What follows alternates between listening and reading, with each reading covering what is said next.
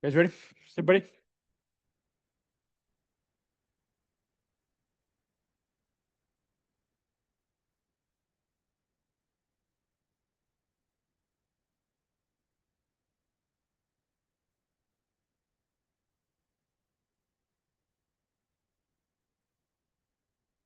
Hey, good afternoon, and welcome to the Monday, February 2nd Town Council Budget Workshop.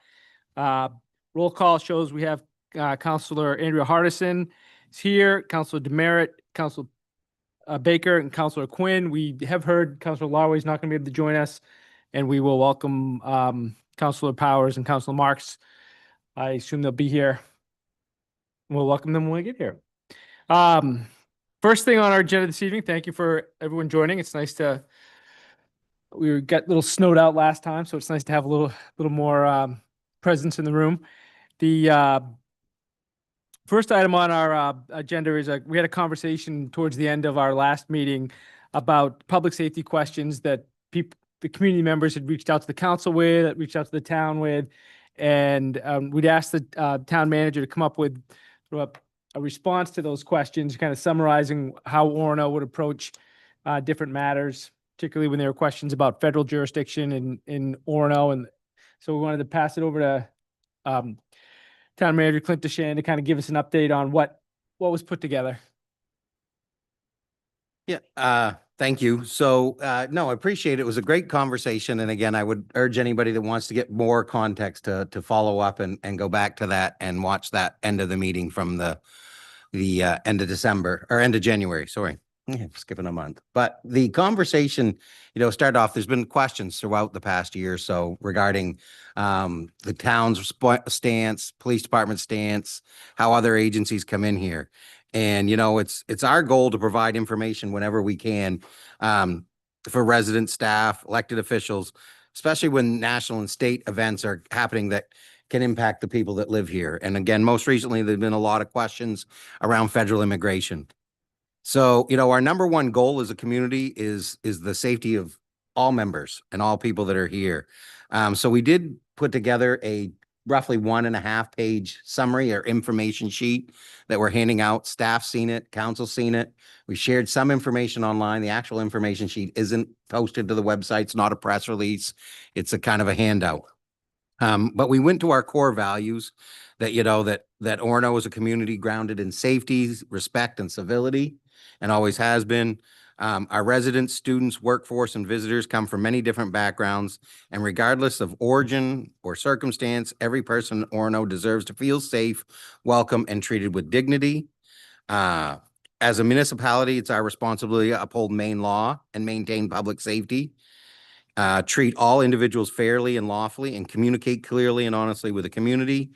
And these will guide how we approach all public safety matters, not just singular ones. So, some of the questions we had is how are we going to respond as a police department? Should you contact the police department? And how do you do those things? So what we put together in the information sheet, if you see an emergency, something where property is being threatened, lives are being threatened, or physical harm is being threatened, you should always call 911. And we don't want to change that messaging. In addition to that, sometimes we've always had these questions about what to do, and 866-4000 exists for anybody that wants to report a concern, but there isn't a emergent life safety or property damage situation in front of them. But we did go as far to say is if you're uncertain, call 911. Dispatchers can walk you through what they know and what information you have. It's okay to do that. And then lastly, we put together some information. This is where it got hard, but there's a lot of outside resources coming in. I've seen some posted since this memo went out from other places. But if you have some concerns about federal immigration and what's happening, the state of Maine through the Attorney General's office and the ACLU have some resources where you can email and lodge concerns. And again, that email is in the document as well. citizenreporting.oag@maine.gov is what it was. So we put this together. It's not a perfect situation or perfect scenario for how to answer all the questions that come in. But if you look at it, speak to our police department, police chief, or me, and we can take care of any specific questions or at least point you in the right direction. That's what municipalities are good at. We point you to the resources that we know are available, and we're experts in knowing the resources that are out there. We're not maybe experts in what they have for information, but we can get you to the people that have the best information. So that's the approach we kind of took. I appreciate the feedback of the community, council. You gave great insights. Staff, we had a staff meeting where we were able to talk. I don't mind saying this exercise, if anything, was great for staff, just to have a better understanding on how we can provide better resources to people as they come in. So just wanted to tie that up with you. If there's questions you have for me or others, I can address those now. Anyone have any questions or comments on what, and we had a chance to look at you emailed us individually or blind copied us, so we had a chance to see the draft as it was coming together. We do not, as it's not our practice, nor is it permissible for us to draft things and make decisions as a council outside of a public meeting. We did have a consensus at our meeting last Monday to ask the town to consider putting a resource like that together, and it came together. So, but did anyone have any comments or suggestions based on what we saw? I had a question. Sure, Council Marks. I had a question that I was asked by a community member, and I wasn't sure I could answer this fully. I'm guessing you can, or Chief Merrill can.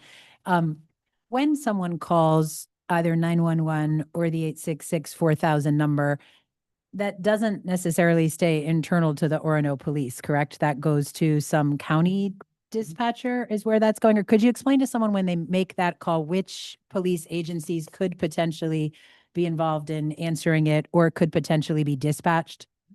Dan, if you want to come up and give some specifics in short, yes, all 911 calls go to the Penobscot County Regional Dispatch Center, but you can highlight.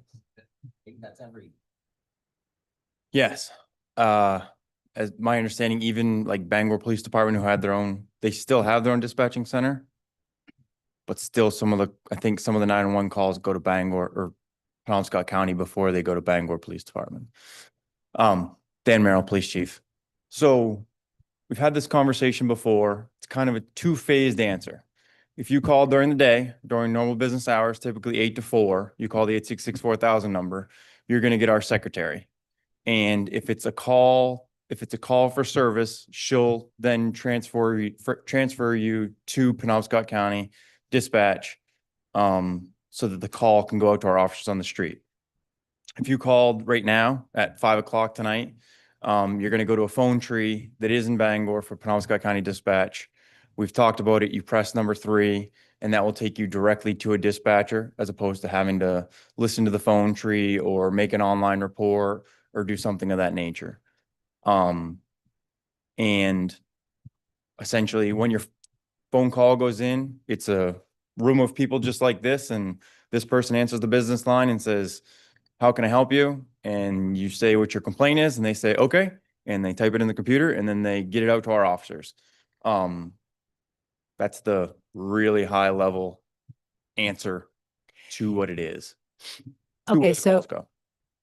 thanks. That's helpful. And so for someone who's calling, though, they need to know it's going pretty much in all scenarios. It's going to the Penobscot County dispatcher, who then is going to relay it back to Orono or potentially to other law enforcement also. I mean, could they be sending the sheriff's department also? Could they be sending? They would the only time that another agency would come would be upon a request for us through mutual aid. So it's just like mutual aid when like VZ comes through, and if you're thinking about the fire department, or if there's a big fire or something like that, the only time outside agencies would be coming to Orono as a general rule would be through a request from some of our officers that are working. Yes.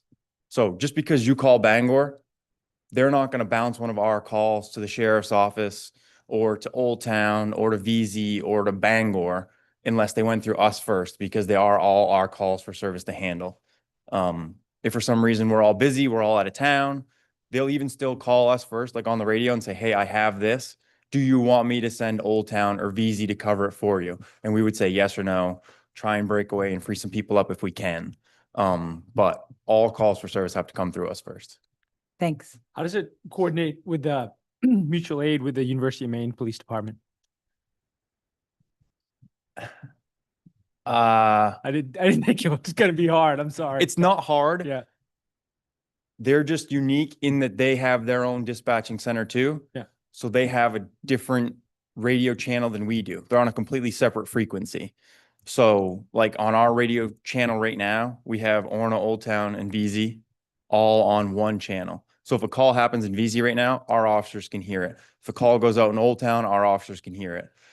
We don't have that same interoperability with the university because they do still have their own dispatching center. So the calls for service for the University of Maine actually go into the University of Maine PD. So they are unique, which is why I gave you the weird look, because Okay. I don't They have a don't- great answer for that either. They don't come through the same dispatching center. If someone calls the UMaine Police, it goes straight to their own dispatch. I believe, as far as I know, I believe all the calls for service on the campus go to the campus. So 911, if I'm at the rec center and I call 911, I'm gonna get the Penobscot County, it'll come through Orono Police Department. It won't go to UMaine. My understanding, if you call 911 on your cell phone, Yeah. so a lot of it has to do with whether or not you're calling from a cell phone or landline. Yeah. I don't know how down in the weeds we want to get in this. This is something that Yeah. could be a nightly topic for hours. Basically, two different ways to make phone calls, cell phones and landlines, right?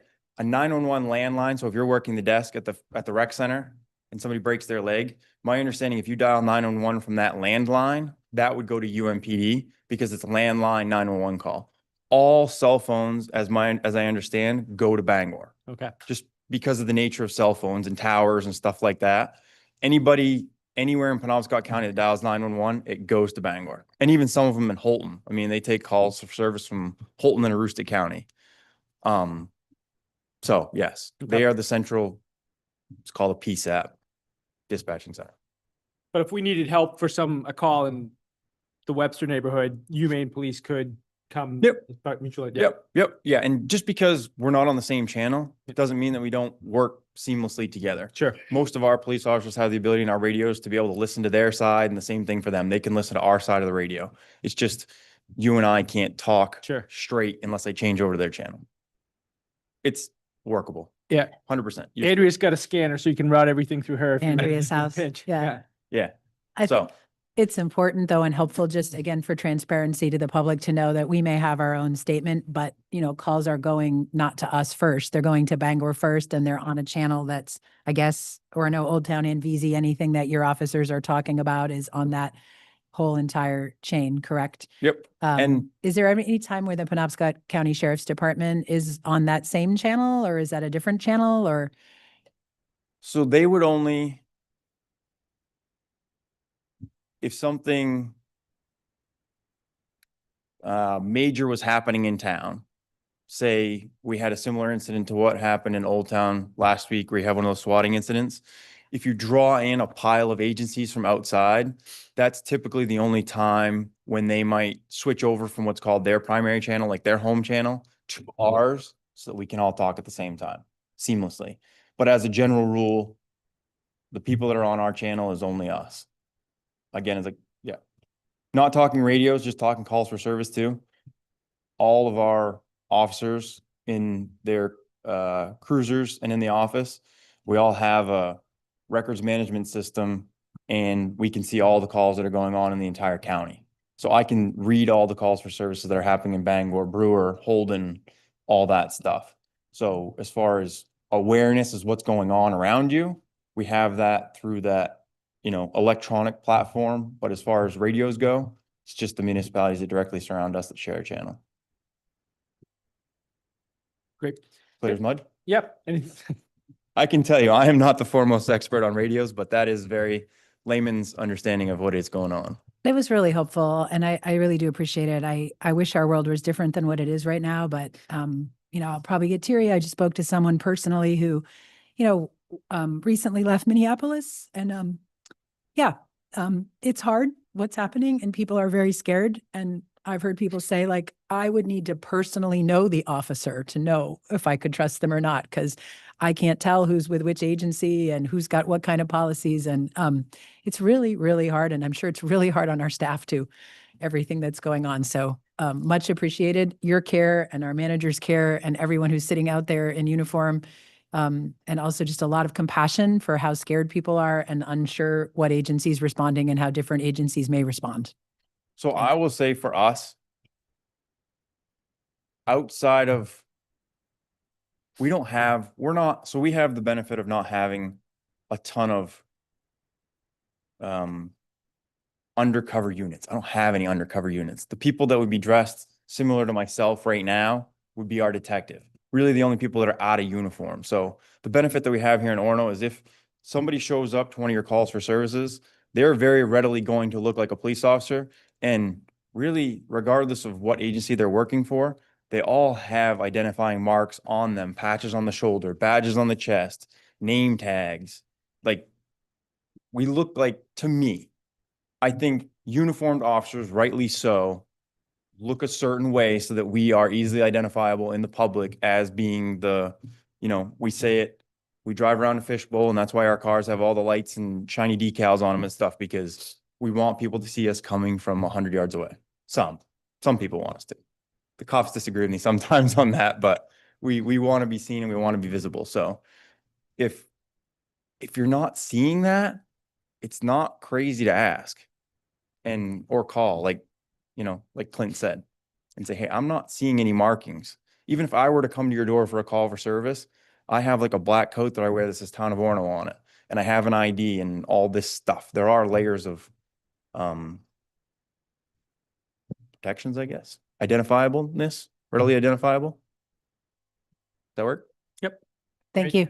Thank you.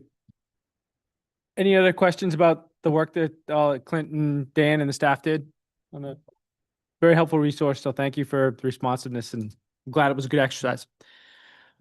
All right, now we're going to move into the council workshop on the capital improvement program. So we're going to talk about the draft Orono capital improvement program for 2027. Then we're going to adjourn the formal meeting, and it'll be an opportunity for a community-based discussion. How do you, from a format perspective, anyone that wants to talk with us will be able to talk with us? Or During the capital improvement program for the next bit, if you've got questions or residents want to ask on that, fine. When we're done, we're going to kind of more, if you recall last year, we had a meeting at a potluck. Yeah. Where the public could just, what do you want to talk about? What do you want to see in your budget? That's all that second session's about. Okay. And if maybe short, maybe long, I don't know. Okay. Just depends on the conversation. Yep. So good chance for the audience to participate and for people to come in. And we'll have more of them. We won't be online though. What's that? What did you say? We'll have more. Yeah, we'll have more of we'll be more engagement opportunities Okay, throughout the good. winter. Yep. But So, it's not going to be online, right? It's going to be just live here in the room. I was I thought gonna it'd be leave it that online. way if people wanted to be. Okay, but we'll leave the Zoom up. So Yeah. if people want to weigh in Yep. at that point, they can. Yep. Okay, great. So do you want to start with Yeah. the presentation of the Yep. CIP? Yep. So this is the second year, revised format. We went very differently, separate of the budget, following the charter. If you do notice, last year, the title page said capital improvement plan. Our charter calls it a program, so we're going to call it a program. So we made that little change. Again, learn from each year to year. The goal is to have this adopted in February. As I've shared in the past, this is a program that sets out what we should be doing or could be doing based upon what we own. That does not impact the budget. We do have a public hearing on this separate of the budget, but the budget is allowed to adapt what is funded, which is what we've always gone with. As you're going through it, if you want to bring up, the table of contents is very similar to last year, but we have the major theme this year is to condense things. We've gotten more focused, and that's probably going to continue to happen as we move through. I shared this before. We'll go through a little bit really quickly, the document itself. But a lot of the information that builds the document come from Appendix A, B, and C. That's the traditional documents that we look at. And rightly or wrongly, Appendix C is the 1-year plan. What we should do in the fiscal year 27. Appendix B is a 10-year forecast, which is what we're doing. And then the Appendix A's is by department. It has a little bit more finer detail. As you go through, I will go to, the introductions there on page 4. I'm not going to reread these, but again, one of the key things we share is anything over 5,000 isn't really in the capital improvement program. That's a lower cost item and is not part of this. On page 5, something new this year, I'll kind of point out things that are definitely different. Did a little bit of a flow chart in the middle of page 5 on how it works. And it talks really a lot about Appendix A, B, and C and what they do, and puts it into a visual. The words around it explain it in further detail. But if you want to look at things at a glance, we're trying to do a little bit of both. If somebody wants to skim, they can see the key information. If you want to read the detail, that's where the rest of it is there. The data and appendices, as I've shared, there's a lot of supporting information. Anything in the back is the more finer details. And vision and goals. This is manager staff driven based upon council objectives, but right now the key items this year, we're trying to optimize our road infrastructure planning. This is page 6. So we're doing a pause on road construction for 1 year.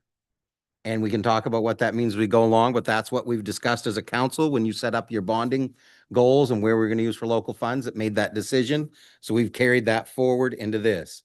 Second piece of this is we're actually invested in Vialytics, which is a software system to do road grading. Staff's been using that. And we're hopeful that next year we'll integrate road grading recommendations to you.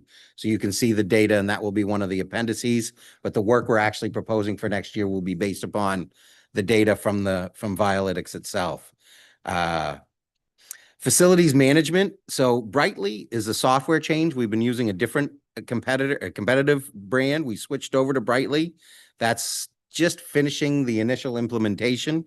What that's going to do is included a facilities rating assessment and also some tagging. So they're actually going through and kind of looking at our facilities so we can have a general need. That is not in great detail this year as well. We're in the building stages for that. And data is going to get better and better in future years.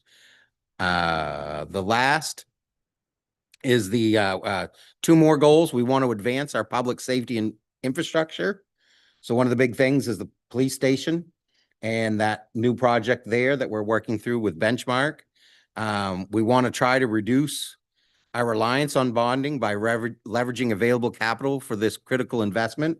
So that means we didn't bond the police station. There's only a small amount of the 3 to 3.5 million. There's about 400,000 of bonding dollars that we're hopeful we don't have to use. And then we want to execute the goal. This is the last one, but we got to execute the approved bonding strategy. That's been decided from last year into this year with what we've opted to do.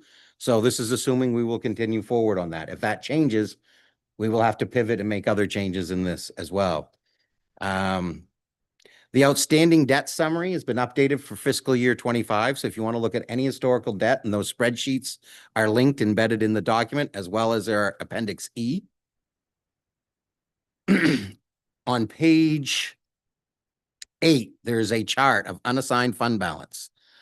As of the printing of this and as of today, we're still waiting for a number from the auditor that they will rely upon. So I've made the decision, and we've been working with this, that when we report unassigned fund balance in an official capacity to document this, it will be out of an audit. The audit is coming soon. We just don't quite have it yet, but good news was today, no additional work was needed at this point. They're just finishing their internal reviews. It's a 10-year plan. We've talked about looking forward more in the forever scope. I think we're building towards that. Charter requires 5. We're providing 10. Starting on page 9 is every reserve and their balance as of September 30, 2025.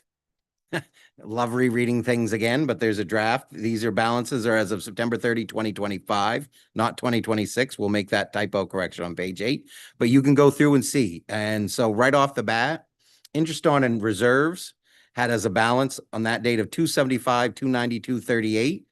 We identify clearly in there, though, 200,000 of that has already been designated towards the police station. So you need to know that. So that's in there. Then the rest, it tells you the current balances on those dates of all the reserve funds and what their intended use is. So they're all as of 2025? As of 9/30/2025. Yep. All right. And how do you want to manage, in terms of your presentation, how do you want to manage questions, or how do we want to manage any questions? However you'd like. I'm Okay. gonna, yeah. All right. Anybody have any questions thus far, since I created a little break just now? I'm going to jump ahead because the plan is to get to Appendix A, B, and C as soon as, and that's where Okay. we'd have the more in-depth conversations. Perfect. So going through the reserves, those end on page 14, and then you come to 15. This is identical to last year, except for that anything that's changed in what we own has been updated. So, for example, on buildings, you will see at line, where is it? 1, 2, 3, 4, bottom line in buildings. 56 Main Street, proposed new police station. Last year, we did not own the building. This year it's there, so it shows that we own it. All our parks have been updated, cemeteries, same infrastructure. Anything that would have changed is updated. The vehicles we owned. In the inventory section, everything is accurate as of today. There is a little tweak with Appendix A, and we'll talk about that when we get there, and that's in the learning process. Our list of roads, fully updated and reviewed. I believe it's the same as last year, but I'm not 100% certain, but I believe it's the same as last year. Is Park Street a state road or a municipal road? You know, we haven't Okay. done that in there, so Park Street is Route 2. So Right. it's a state road. All right. So it's a state road, not a municipal road? Yeah, but again, since they're all inside the urban compact, we plow and maintain just about everything. But they do the paving, major projects. But then they also ask us to share. It's where BAX comes in. Again, talk about a couple-hour session. If you want to talk about roads and have MDOT in, we could probably hold multiple nights of a couple-hour sessions. But yeah, we will identify, you know, I think it's, in doing that, that'd be a nice upgrade in the future to put state road versus not. We can give you its road classification. That's easy to do. Okay. TIFs are updated as well. This is data you'd asked 2 years ago for. So we really dove in on what a CEA is, what a TIF agreement district is, the 7 different districts we have.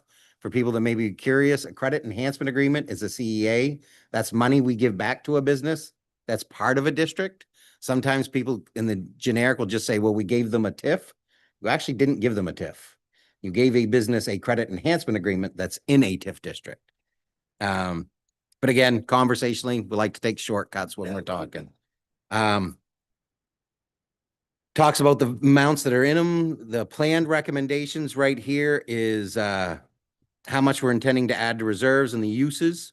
There is plans this year to use some of the funds. Some will go to offset the operating budget, but we're also using some TIF funds towards the public safety building and some other, and there's 130,000 from last year that's going in for Stillwater and intersection upgrade. All the appendix has more detailed TIF data if you want to really dive into them, but we did give an overview on starting on page 22 that just explains it really quickly for an at a glance of your TIF districts. The capital improvement program then jumps into the WPCF. You will see in there what their needs are, what they're trying to accomplish, what they own. Again, it's a detailed section by department. WPCF's an enterprise fund, so all their reserves come from their ratepayers, not from property taxes. So that's why it's a separate section within the program. The most recent rates. So then we go into the municipal departments. I'm not going to do much here. This is all just what I would call the layperson written version of what's in the spreadsheets.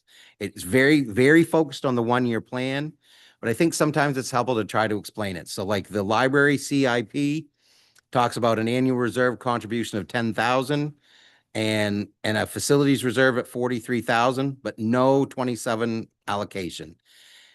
They talk about some long-term projects that are undetermined funding, but again, we agreed we would, right now with the project being built, with the new expansion and the completion, you know, achieving the vision to get the library done to what it was originally intended. All the things that are in the long-term projects with undetermined funding are a mixture of local things, but predominantly are also the items that are in their project down there that may not be able to fit into the budget. So for example, the roof upgrades, you'll see it says a metal roofing replacement is 600,000, a shingle replacement's 104. I thought it was important to call out in this program that tough decisions are being made about that. We would love a metal roof. The project budget's probably not going to afford it. So we're leaving it there so that it's called out and people understand that we looked at it. Same with the solar array, the ADA ramp for accessible entry. That is being worked in, but again, whether we can fit all those costs in are going to be determined when the final budget numbers are known. Next is police. Like I said, I'm not going to go through these because they're detailed and we're going to talk about them in a bit. Same with fire. Anything that's different, I'll really point out. We did some more. So the ladder truck in fire is a high priority, and there's a memo in your appendix on it. Something from the chief, and he gives a recommendation, something for you to consider if you want that in the plan, the program, and how you would reword it. But I thought it was important to include it. Parks and Recreation, you're going to see something new there. So, of all the things they're trying to do, we talk about some new items. We're looking at a grant. That would be for Marden Park. I always got to think a little bit, but we're hopeful to get a grant up there to do a lot of work. It's 450,000 is the rough estimate we're putting on it. We may have to raise funds for it, but for now, we're going to see how we do in the grant process, if the council continues to go forward. The other one, we put in there the ice rink. So we talked about a multi-use complex for the ice rink. And then we also put in, through the community, and from time to time, I hear the comment of, we should have a Parks and Recs complex. So write it down. If you think we should have one, we're not saying to do it. There's no recommendation to fund it, but it's there if you ever wanted to do one. If there's things like that that should be added, if we don't want it in there, we can pull it out and say, not yet, not ready to start thinking about that. But again, it was a conversation piece. We added it in for your consideration. And no typos, it's 20 million. 20 million. And if you want to know where the estimate came from, I do. me, I said 20 million bucks. I would do. It's we figured 10 to 20 years from now, and on the current costs of what they're doing and the growth of construction, I said, let's just call it 20 million, because it's 10, 20 years from now before we'll do it. It'll be more expensive than it is today. We also added in, so this is the one place where we get into a little bit of facilities. And what we did is we went back and looked at things you've discussed and that are in some of the older reports. So Birch Street Senior Center and Keith Anderson have some items that have been on the list to do. They are not funded at this point, nor are we recommending funding because of the sources. They haven't been able to be worked in. Public Works. Again, the big thing with Public Works this year is the pause on road work. That's putting money towards the police station for that project for a one-year approach. Orono Library. So the next section, projects and buildings, gets into a little bit more of where we're headed with bonding. That's on page 30. And then on page 31, we go specifically in to the approved concept bonding plan that you have. That's what we agreed to. That's what I'm working on right now with everyone to get back to the council for votes. And then we conclude it. So that gets you right into Appendix A. I'm going to pause here with one other thing to add. Appendix A in Public Works is not updated based upon what has been purchased in fiscal year 26. This is where we're learning in the timing. So all the things that were done are still listed there. So there's equipment on that list that we don't own anymore. We will fix this. I wanted to get that because it was something we caught as we came in. We will fix that for the future. We can change that for future drafts if we wanted to update. But this is where the timing of when we put out a plan, when we buy things, when we don't.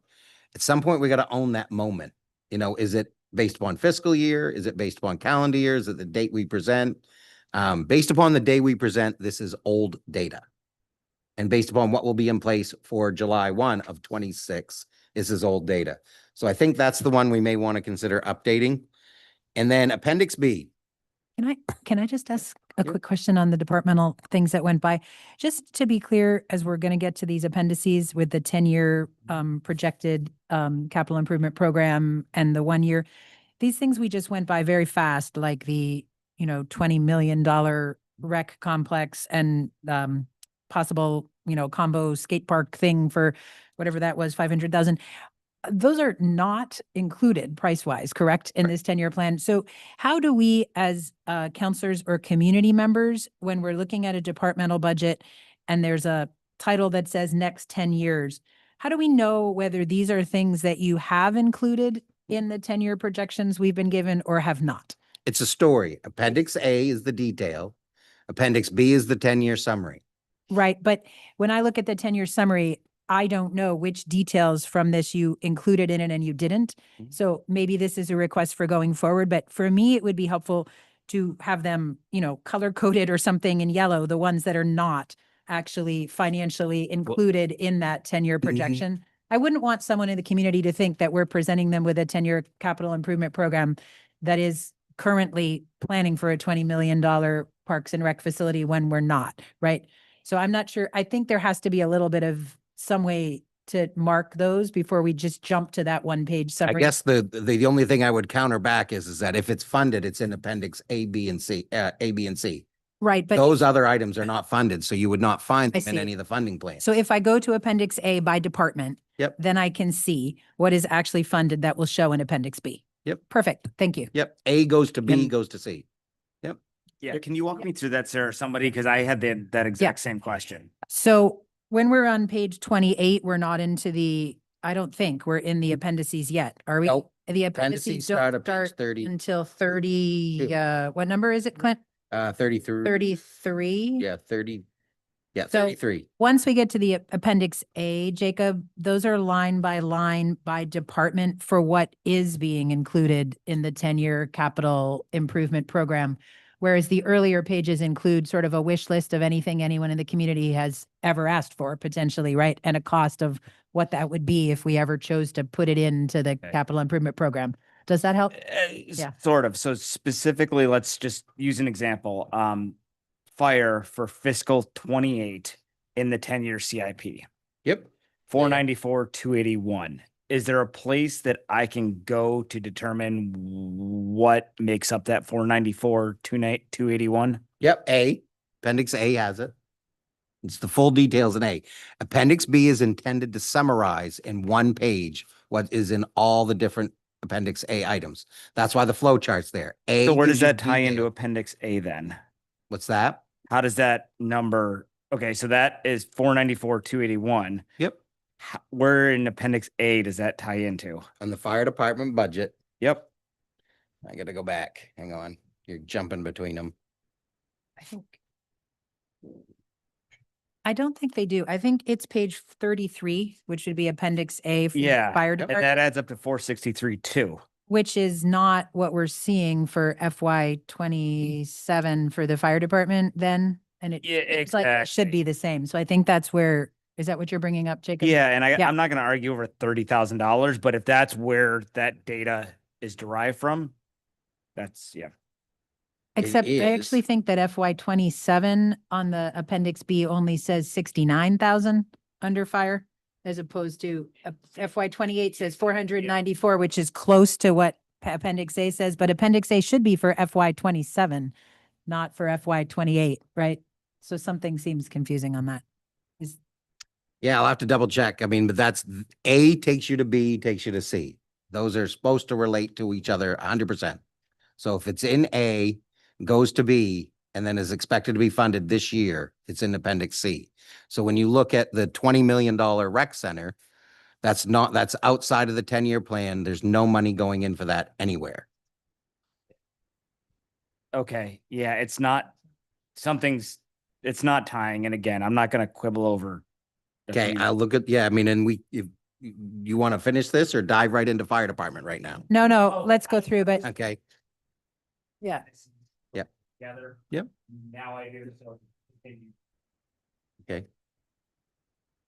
And so then so again, we're kind of doing what we were going to discuss. A is the details. B is the 10-year by department. It adds them all up, puts them in one place for a total line. And then C is the 1-year plan. Appendix C did have and again, I'm going to take a short moment to talk about Google versus Microsoft. We're converting. We're in the middle of the conversion as we speak. We converted the budget to Excel, but we do not have a shared drive in Excel in Microsoft yet. It's being implemented. So we're doing some old-fashioned sharing. In that, one of the formulas got broken in the 4th column of Appendix C. So when you went to the very bottom, the only thing that was wrong was the difference column. It's already been updated. It's a handout for a few people that were made tonight. But when it said $500,000 difference from the years, it was on a broken link. It's actually down $689,875. One line in the middle of that document broke the link and it summed wrong to the bottom. So we fixed it and got it. But again, this is because we've got multiple versions of the same spreadsheet going around to coordinate through staff. Should have been caught. That's one of those ones, as we talked about in our goal setting, the conversion to Microsoft will have its challenges from time to time, and we can show you that one as proof. So I'm done. That's the capital program. The way I see this, this is where the council could refine this in the higher numbers, but again, you're setting the program. Unless this isn't setting in motion any funding, it's just setting in place what we think we should be doing as a town. If there's some numbers we gotta edit here, let's go back to the fire department. I'll take a peek. Well, let's, I yeah, don't think it's just the fire department, Clint. I think it's that whole column. I just went through 2 or 3 others that don't Okay. match the FY 27. So just when you go back, you just want to look at that FY 27 column in Appendix Okay. B. and should they match in the 10-year town CIP as Yeah, well? the Because A should match B That's where they should. for a 10-year plan. way off, like the That's right. They're way off. Okay. Yeah, so something's wrong with the whole column for FY 27 Okay. in Appendix B. So we can get that maybe before Okay. the next meeting. Yep. Okay, well, let's, why don't we see if people have any detailed questions, and then maybe we could talk big picture, if there are big picture things people want to discuss. I think we should spend some time with the ladder, the tower truck memo. I had some questions, but does anyone have anything they want to pose or ask about? Big picture first? No, Or let's do detail first? details first. Oh, and then- good. That could bog us down. Okay.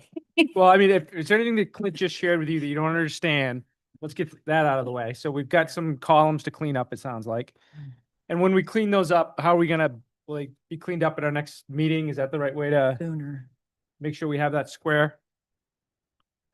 I would like to see him before the meeting because I think at the next meeting, we're looking to vote, right? Setting it for the public hearing to take it to the vote. Yep. Yeah, so I'd Last meeting in possible- February. like to see them a week before that meeting, so we have a chance to look at them. So will it be, our next meeting is a week from today, our council meeting. Oh. So are we gonna do this a workshop or we're gonna do this? in a- No, because that's not what the council calendar, you're gonna On the switch cal- over to the mhm. calendar. Hang on.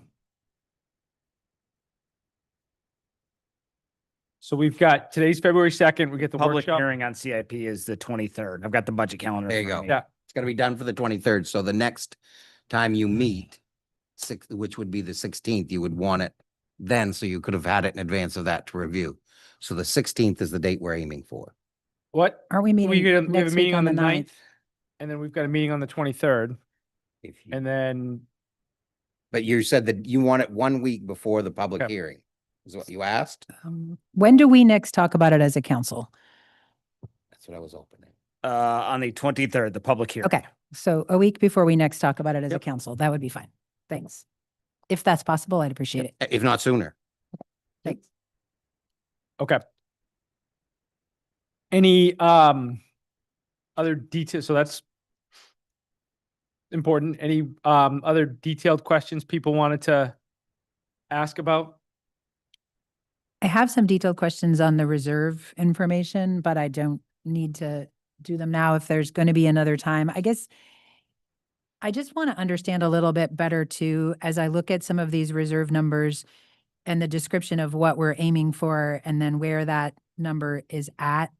I don't always understand why they are so far off. And I don't know if that's because we're in year 1 of building a reserve back up that we just spent down, or if we looked, for example, at 1126, which is general capital equipment reserve. That says our balance is 62,900 and some change, but below it tells me our designations for 290,000. So I don't really understand why I don't understand where that 290 we're designating if there's only 62. So they all say those designations are for 2026. So that doesn't sound like it's something we're gonna do in the future. Can you explain when those numbers are mismatched like that, what that's communicating to us? 112600 is its own line. It is not specific for anything other than for general capital equipment. So it's not specified for any particular piece. Everything below that, Got it. 112601 is a compressor. It has no money. 02 is for EMS monitors and it's got 50,000. So 62,988 is undesignated. And from time to time, we've used that. For example, this summer, we did it towards a truck purchase. But that's Got it. So those are not subtotals of 1126. 1126 is in fact the undesignated general capital equipment reserve, and 1125 is the undesignated capital facilities reserve. Yeah, I So just if would be insert careful that with word- undesignated. Right. It is designated for capital. I understand. And that purpose of capital. Got it. It just doesn't have a specific piece of equipment to buy. Correct. Yep. And I was curious on the landfill closure reserve on 1122. If you could tell us a little bit about that history, I was a little confused. It said the reserve is supposed to have 10,000 added per year with a goal to reach 250,000 by 2042. And the write-up said something about it was a reserve we would need to close the landfill. Do we have not to reopen another cell? Is that our current plan, that we are closing our landfill completely at that point in time? Yes. And that's what my would, understanding. what would we be doing then with anything that currently goes to the landfill? I don't understand why we're closing it. I don't know the It will backstory. have I'm met just its useful, confused. it will have met its useful life. So you can't continue to run it without adding a cell. So this is the amount of money you would need. I think, and again, environmental's here. I don't think another cell can be added to that site, correct? One more. Yep. So there could be one more, but again, there's no money for that. You still have to close the one you have. You have to close it up. Yeah. So that's the practice. The 250 was a number we created. And this is the plan that's been in place since 2012, that they put 10,000 a year aside. It should probably be analyzed in great depth, but again, with everything else we're doing Right. in the capital planning, this is just a good placeholder, and that's what we're using it as, a placeholder. You will have to do something, so we figured we should start saving now. Sounds like we might have to do that plus something else, because we will need some landfill somewhere. Yeah, right? well, in 2042, what we're 16 years from now, maybe there will be a regional one that we don't have to worry about. Yeah. Don't know. There's a lot of potentials. Yep. And I'll stop with my very detailed ones. If we know we're going to have some further discussion on reserves later, I guess that's my next question is, we've talked on and off as a council about our need to actually spend some time on this reserve sheet and understand a little bit better these. What is your thought, Clint, on when that is likely to happen? Is it in the budget process? Is it later? I mean, are there significant savings in here that we should be aware of that could be impacted if we did decisions, or can this hold till after the budget? Or what is your thinking on when council is actually going to delve into this? So this is kind of goes back to the last year conversation. These are the reserves that are here. I've been learning about them, sharing with you what we know about them. The council set them, not this council, the council, the ones that are timeless. Those of you that come and go and change, you're still the council. If the council feels, this council, they should be reviewed and reassessed for what they should or shouldn't be doing.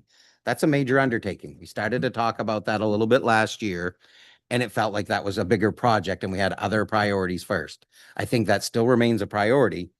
But again, in the time of what we're doing, I would consider it lower priority than the other issues we're dealing with, like our facilities, like our road ratings. Those are high priorities that can really get to what we have to do every year. Is it enough? Is it right? When we're looking at the amount of money we set aside, we're kind of just steering the ship in the same direction and not making any major changes. We did do a few little ones last year, but if the council wants to review these and come up with a set of questions or ideas, that would be the best way to do it. And we could bring them back for discussion. Otherwise, I would say it's probably refer to finance committee to dig into data and bring data back for the council. But I would not recommend that in this year's plan because we did not have that work plan item tasked out. And as you would see, the landfill reserve would be a significant undertaking in and of itself. We may have to spend some of that money to get a good analysis of what we should do. I guess I'd be in favor of referring it to finance committee then, so that finance committee gets it on its list to start that whenever it makes it. But Jacob, you have anything you want to speak to about that? I mean, I think, yeah, I mean, it can be referred to finance committee. I know we've talked about this a couple times, and I mean, I think that kind of really what it comes down to is finance committee, council looking at the reserves and determining whether we still, $25,000 for a new park. Is that still a priority of the council? And if it's not, what do we do with those funds? If it is, what's our goal? So yeah, I mean, we can refer to finance committee. So I think I would they say could- more though of fall of 26 is when that's going Yeah. to kick up as a to-do item, Yeah. not until then. Yeah. Yeah. And actually, Jacob, I think it's not just the money that's sitting there and what are we doing with it if that project isn't moving forward. I think it's also some of these things where I'm not clear on the disjoint between, I mean, if we look at 115900 on the last page, page 14, that's a strategic development reserve. Hmm. And it says that it's recommended to have a $500,000 balance, but it's currently at 60.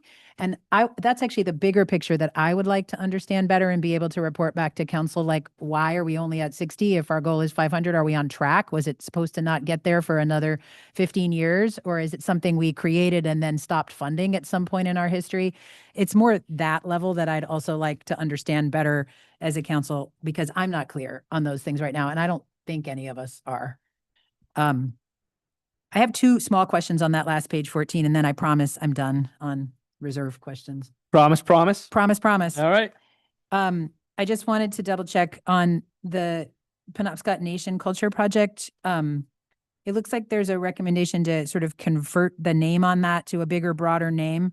I'm rather You much, looking at? 115600 Okay. Yep. on page 14. I guess I'm personally not in favor of really broadening that definition right now when we're waiting for our report back for McCoy Museum Solutions, and we all have a reason to believe that there will be cost attached to some of those recommendations. And we've already we've made a commitment as a council that we care about rebuilding that relationship and doing that work. So I'm kind of loath to change the name of that fund right now. I'd like to keep it for another year, designated specifically for those particular projects that we're supposed to be hearing back from sometime soon. But I wanted to bring that to council's attention. I don't know how other folks feel. I don't mind it eventually and going forward, but like right now, I feel like we have these projects that are halfway, in the works for recommendations coming back, which are very specific about Wabanaki at any rate, perhaps not just Penobscot, but Wabanaki culture and history and here in our town. I have no opinion, so Yeah, I makes agree with Sarah. no. I think it makes sense, and to be consistent with that and the work that we're This doing. just started last year. We got to change the name from Penobscot Nation Culture Project, or someone's going to tell me the project. We didn't know how to define the project, so we kind of said, let's get something more amorphous. It started a little bit last year, and that was a placeholder to say, is it, and again, the feedback was, is for cultural investments. And I said, well, and again, we can change it just to Penobscot Nation Cultural Investments, but I just didn't, the project, I mean, we've done 3-4 different things with those funds. So we got to come up with a better definition. Well, it's not one project, but I do think it could just be plural, like Wabanaki Cultural Project, because that's what we're waiting for the reports back on other things we might make Okay. visible or change on signage or add signage along the river trail. And I don't know what else McCoy Museum Solutions is going to come back to us with, but I do believe they'll all be connected to Wabanaki culture. Projects. Yeah. Yep. I can do that. If that And works. I wanted to know on 1158 with the Emerald Ash Borer Reserve. I know it said not to exceed 50,000. We're at 10,000. It also highlighted that we're expecting the infestation to start this coming year. Mhm. So I wanted to just hear from you and from staff, like, have we injected the number of trees we have hoped to? And like, is this reserve fine and on level to fund what we need to fund? Or is this, I don't know, if it's coming this year, I just wanted an update because it's going to be big when it hits, right? So I think it's easier to do the memo in the, Yeah. in the revised version, what we've done. We have done some. as long as staff are Yeah. feeling fine on the Yeah. staffing levels, I'm fine. But I wanted to be sure that staff is feeling fine if that's really predicted to hit this year. Yeah, we can do Um, that. And on the last one on this page is 1157. This is Safer Wage Reserve, which council created last year. I think I had thought that 95,000 was for funding in the FY20, the budget year we're in now in FY26. Is it not? Is it actually for FY27, which is what it says here? It's there and available to use this year if we need it, but if it's not going to be needed, it can be held for multiple years.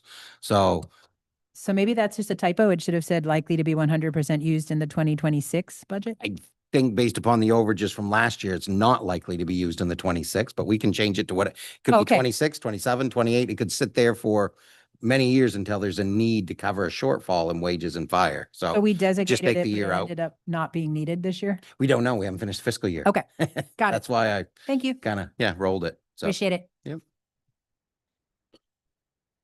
Yeah, had a change that to a year. couple- 50 cents. Andrew, do you have any I have a detailed question. Is it okay? So looking at, WPCF and the plan for the $6 million bonding, just to, make sure I have it right in my head. First of all, it's astounding to me that you add up the feet into miles and it's 3.2 miles of clay pipe, with an average age of 80 years, and every single foot of it is beyond its useful life, and most of it by a big margin. So I'm glad that, Chris and the team have brought this forward for us, and we should all be concerned about it.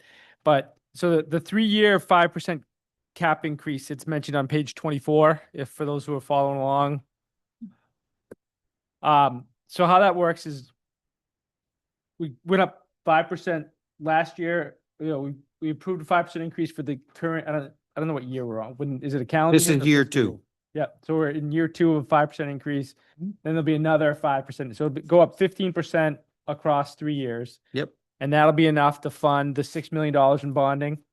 The debt service as well as additional capacity and annual use. And then we're gonna get on a cycle where every 10 years, it's like we're gonna have 2 credit cards, right? We're gonna have every 10 years, we're gonna lay credit card A down, and then we're gonna pay it off, and then we're gonna, are they 20-year notes?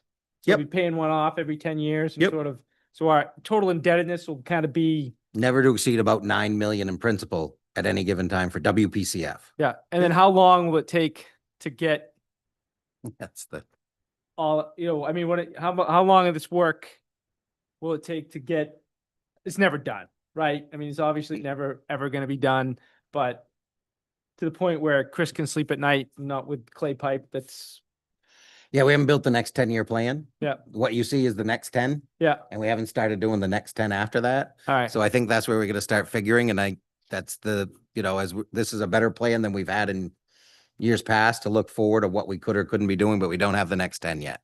That actually came up in our conversations of who will build the next 10-year plan.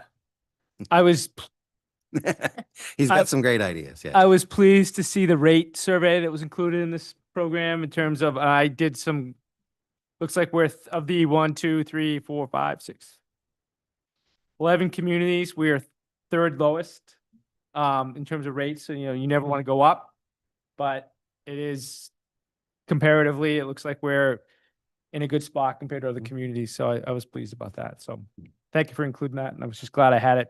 So we have 1 more year to go on do we have to vote on it every year on the increase, or did we vote for it for 3 years? This council can't tell future councils what they can or can't do. It's a plan. You should Yeah. follow it, but no, you'll have to do it year to year to year. Okay. Yep. I'm gonna vote for it if I'm still here, but we'll see. All right. Anybody else have, what's the Foxhole Trail? So, you feel free. I'm gonna take. Have a I little- fallen off my bike on that one yet, or is it not? I No, kind of have like I got I will almost all already. take a lot of Yeah. heat for this one because it was an idea that kind of started in my camp. Yep. So go ahead. So most of you are familiar with the Stillwater River Trail, right? So there's a point in the Stillwater River Trail where you're reaching the cemetery's kind of back end of that property, and you have 2 options. You can continue towards Old Town, or you can go left if you're from Brownies walking towards the cemetery. There's a And that garbage is, can there, right? there is, yes, exactly. There's a dog station and a garbage can there that has been that has been affectionately called the Foxhole Trail. It does get a little confusing towards the exit of the trail, and you do have to walk across the grassy part of the cemetery to eventually make it to Bennick Road. There's not necessarily a good indicator if you're going the opposite direction. So if you're walking from the sidewalk wanting to enter the Stillwater Trail from the cemetery, that is challenging if you're unfamiliar with exiting and entering that trail. So we had a Trails Committee meeting recently. I talked about bringing that to their attention, and right now the plan is to take a field trip in the spring and do some assessment as just to how to make that more visible, more accessible. Did I hit all the points? So yes, and that's kind Thank of you. evolved into a phase 2 from the trail, that we have some funds for cemetery perpetual care that could be also brought into this. And there is I received couple page memo from the staff. I liked it. I've been reviewing it. Something I don't know if we can get it into this year's capital program or if maybe it should be added to the appendices, but there's some talks in there about improvements for 2026 besides the trail. Maybe they could do some infrastructure improvements that would expand the longevity, support diverse, expansive communities. It was some cement pads with some vault containers for cremations, which is what a lot of other places are doing. And it was something that's reckoned with staff. They don't have a budget to. If the council would like to see that added to this, or if you want the Fox Trail out and just those, we can look at that. But staff was beginning to put together some ideas of some better plans. And we realized there was a significant amount of money in the perpetual care that can go to this type of investment because it's the interest on. Okay. Great. Good, Sarah. You promise, this is different. Different. I'm off Okay. reserves, promise. All right. Just on page 26, when we get into municipal departments, I just was curious on, for example, long-term projects at the library. When I'm looking at things like metal roof replacement versus shingle roof replacement or interior renovations, these are in the existing part of the library. This is not, I mean, we're looking at re-roofing the existing part, or we're predicting to re-roof the whole thing in a few years? I'm confused. There would be no existing past or future. It is the library. It's But- planned to get an expansion. These are the needs for a future library that will be expanded. And so we're predicting that even though we're not building the addition until next year, it's already going to have to be re-roofed in the next 10 years? No, it's not getting a metal roof. It's going to get a shingle roof and it's in the project. So you're going to have to do new shingle roofs in the future or talk about doing a metal roof that would last longer. It will not have a solar array, but it was always dreamed or envisioned that it would have a solar array. So these are all things that are part of a library that will be expanded as soon as this project starts and gets completed. It's not done yet, but again, we're looking forward 10 years, and 10 years from now, this will be done and we will have to maintain a larger library. So we're starting to begin the conversation of we've got to start looking forward. And if we know we're going to do these things, we need to be prepared to look at how we would maintain them and what we would add to them. Okay. And so sometime in the next 10 years, you're expecting to re-roof the new library building? No, we're putting it out there that we could put a metal roof on it now. Okay, it just says a shingle roof also costs, so that's why I'm confused. If it just said metal, I would understand that's an upgrade cost. So what's the shingle one The about? shingle one is they're going to redo the shingles because they got to redo the roof for the addition. So right now, we know we have a roof project coming us. It's part of the larger project budget. But again, we're going to have to make a choice of one or the other, shingle or metal. Right. And we probably can't afford the metal. So we're putting these out there to understand the things that are not fitting into the budget that we know were on the list of things we should or could do. And we wanted to share that with the community that it's there. These are things we've been looking at. So the shingle side is in fact the existing structure getting re-shingled while the addition goes on. And the addition shingles as well. Got it. Thank you. And on page 29, where we're looking at the Birch Street Senior Center elevator cost, we've heard a lot from the community about this, like over the time I've been on council, about that building and trying to make that accessible. This is a cost you're not adding into the current capital improvement program. Correct. And can you speak to why? We have heard about it from the community a lot, talked about it on council on and off. How did the decision get made, whether it would be included in this capital improvement program or not? So I've been working on my institutional knowledge for the past 18 months. It has been talked about. There's no funding available to fit it in for this given year. So it's not in the 1-year plan. And as we're working forward toward assessment of all buildings in the next year, rather than saying, yes, we should do that in 3 years and then realize that there's a higher priority as soon as that data is in front of us, we thought it was better to put it out there as a number with no date in place. We're not hiding the fact that it's a real issue and we should be dealing with it. It should be in the capital program. But what year we're going to do it in, we got to wait another year and see what other information we can come back with. I would not want to say, yes, we can do it in 2 years and then find out that the town office roof is completely shot now. And it's not, it's a hypothetical, just sharing that as conversation. Don't quote me that the town office roof is shot. But again, we don't know that until we get all that information back. So that's what I'm trying to get that data. So we're just putting it out there as something we know we should do. We're just trying to figure out when. Okay, and my last one was on page 30. Just to be clear on the projects on page 30, the expansion of the library is the 2.6 that we've voted to fund. The police station is the 3 million we voted to fund, but the 3 million on the Route 2 MDOT partnership, that's actually not something we are funding, correct? That Correct. is different. I just wanted to sort of highlight that for the public, that that's not 3 million we are planning to spend. That's 3 million that MDOT is planning to spend. Well, no, on it would Route be- 2, or Yep. that's on hold because we're waiting to hear if the 30 million happens Mm. and that's our match. What is that number? No, on hold, but implementing a $3 million CDS project. So again, these could be, I see. So that was our 3 million match, which is on hold. Yep. But we are implementing the 3 million CDS project, and the Mhm. 3 million CDS project, we're not funding. correct, And MDOT has the fun. money for our benefit. Understood. I just, for the public, wanted to sort of highlight what that was because it was a bit confusing Yep. to me even reading it. Thanks. Yep. Those are all my detailed ones, Dan. I had a big picture, but. Okay, I've got, I don't know if mine are big picture or anything.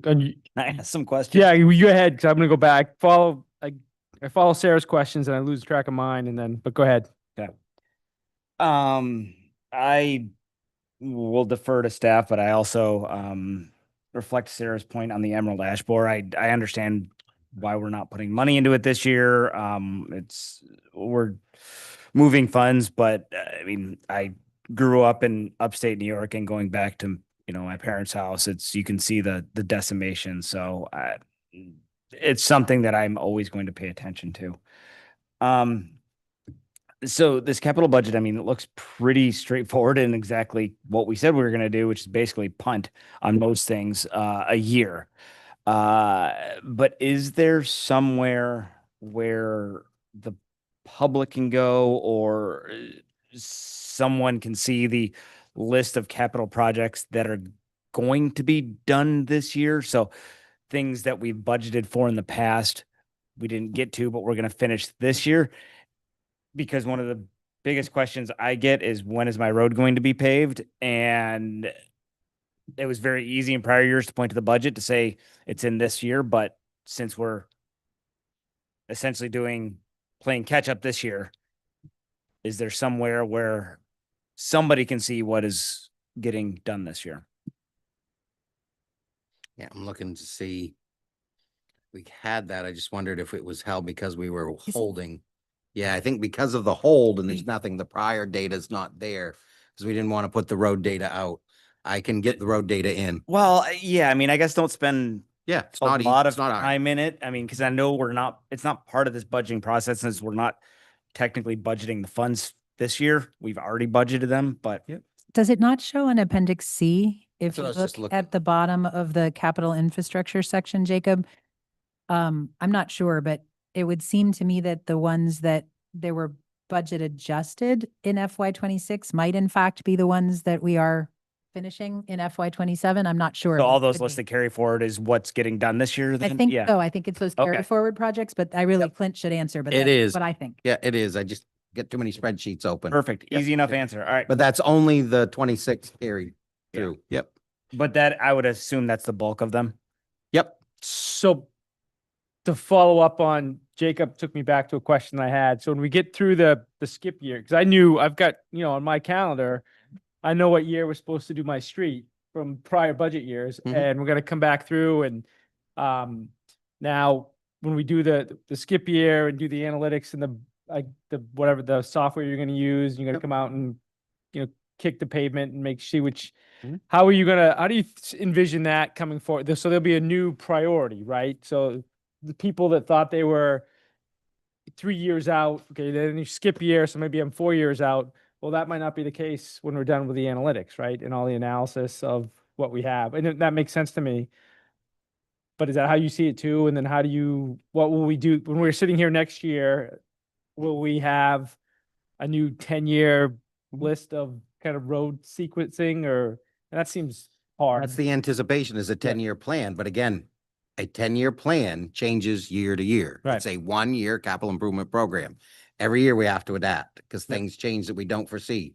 Even though we have a good surface rating of the road infrastructure and what's going on, things can be happening underneath the road that we're not visible from that inspection. So we got to do what we got to do. And again, a large project may occur on a road that we didn't expect that has some impacts, or there's a large subdivision being built off of a road and we have more traffic on it. So we want to prioritize it higher, but we don't know that today. Each year we reassess this. That's why you each year get a new program. Okay. And then it won't be, it's the budget that we approve that'll actually, Yeah, what I'm Bill, worried about, and right, I don't yeah. mind sharing this, is next year's 10-year plan Yeah.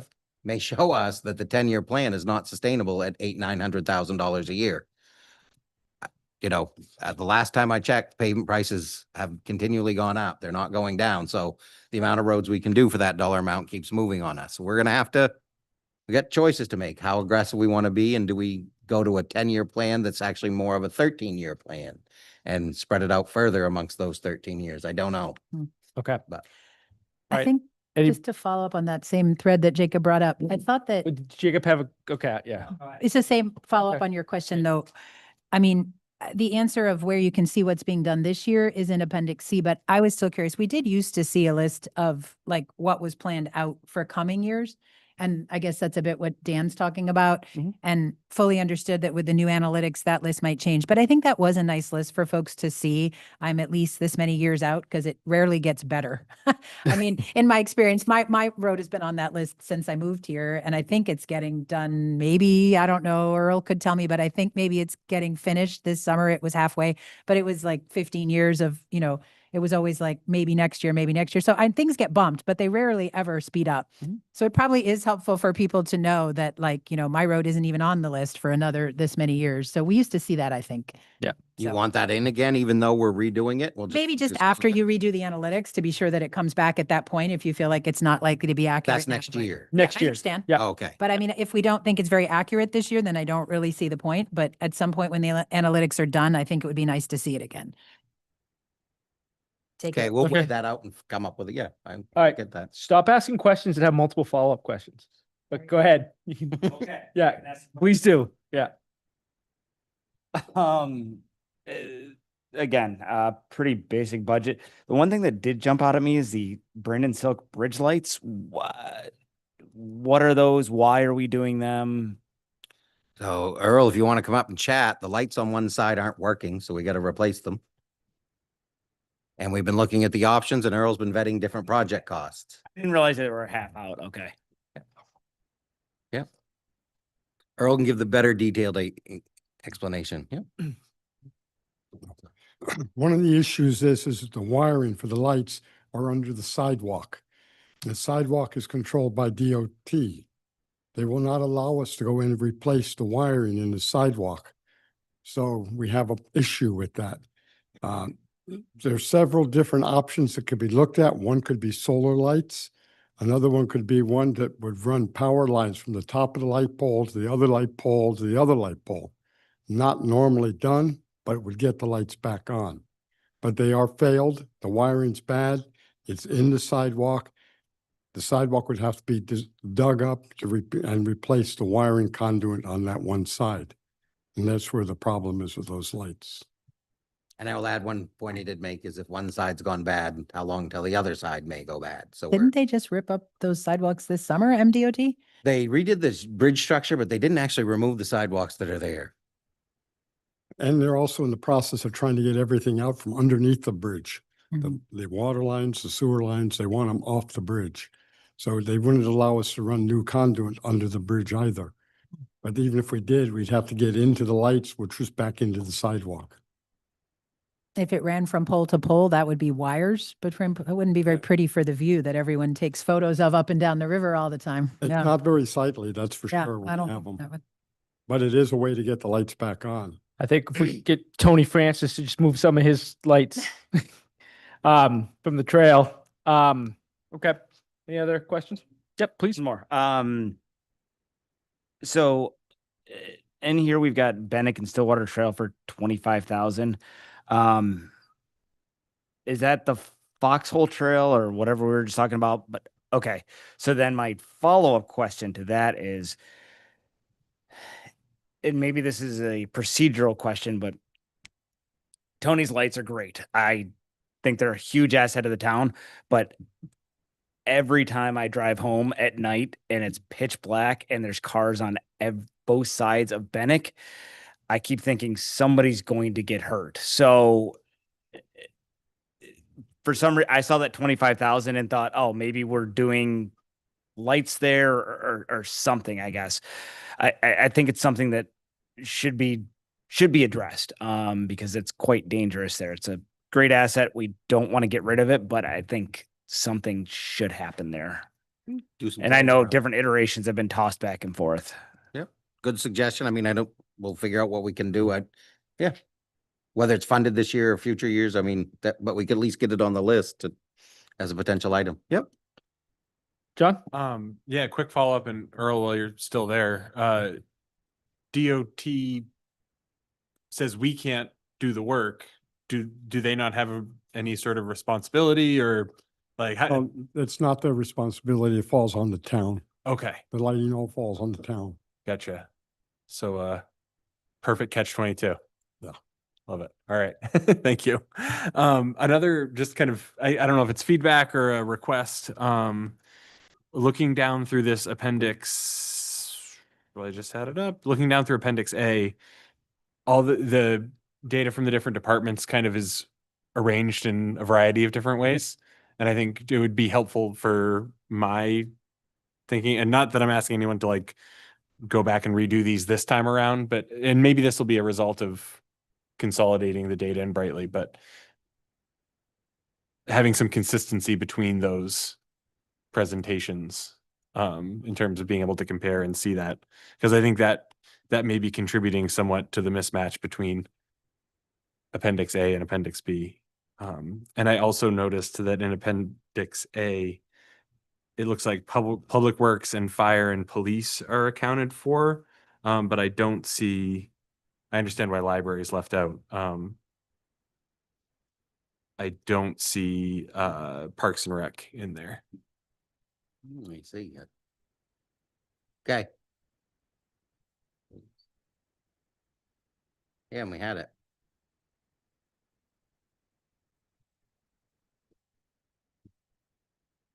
Yeah, I'll get it. Andrew, do you have anything? I'm gonna move into some bigger picture stuff. Did you have anything else? No. I got I got kind of maybe it's a bridge between bigger picture and detailed, but the Community Development Committee is working on Matt and John put together, we're doing a matrix of all the survey, all the safety projects that we got from our survey around town.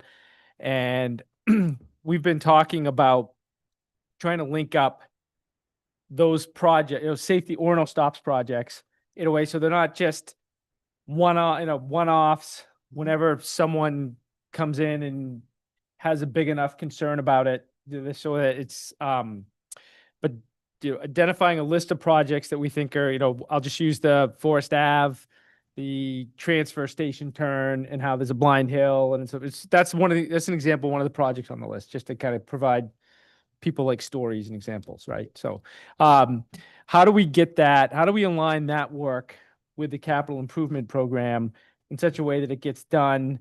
Because if we don't put it on a list, and it's like the 20-year park and rec complex, if we don't put stuff on a list and commit to investing something every year, we're not going to make progress, and we're never going to get things done in a methodical way. We did the Westwood blinky light RFIB.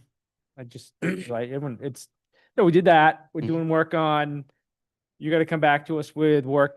Well, we're going to do some things, part of the $3 million Department of Transportation project in town.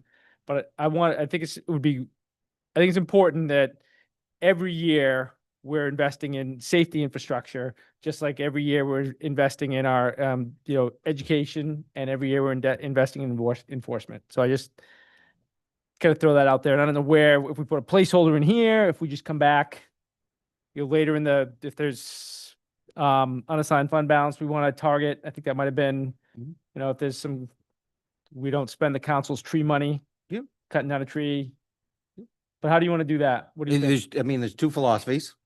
You budget them, figure out what they're going to cost, and see which ones you got to do a year, and you put that much money into a project. Or You kind of come out here and say, we'd like to see this much a year. And then you go figure out how many projects you can afford. And you pick and choose which projects get done in which order based upon the amount of money you have. Is it an Orono stops reserve Yeah. or something like that? Is that Do something like that. you Yep. could have a conversation about?